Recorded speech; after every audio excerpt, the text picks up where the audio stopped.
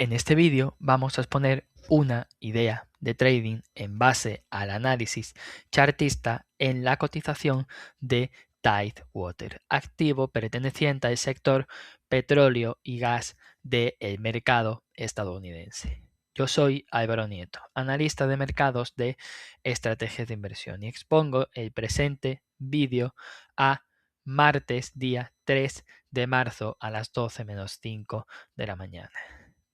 En pantalla tenemos el gráfico en escala temporal horaria, donde observamos que la cotización de Tidewater se encuentra completando una figura chartista de continuación de tendencia en forma de triángulo simétrico, la cual se está produciendo tras haber asistido a un importante movimiento alcista durante las últimas semanas. En este sentido, podemos priorizar la continuidad alcista como el escenario de mayor probabilidad, por lo que a partir de la superación de los 80,77 dólares por acción podemos priorizar un objetivo alcista que podría encaminar al precio a las inmediaciones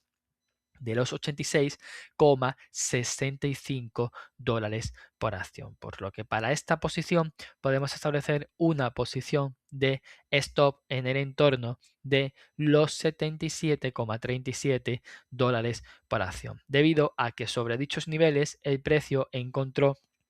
soportes durante la vela de apertura de la jornada de ayer, por lo que estamos ante niveles importantes que podrían implicar soportes en la búsqueda de este objetivo alcista. En este sentido, a partir de los 80,78 dólares por acción se pueden iniciar posiciones alcistas en el activo de Tidewater, que se está viendo beneficiado por la tensión geopolítica y las subidas que se están produciendo en el precio del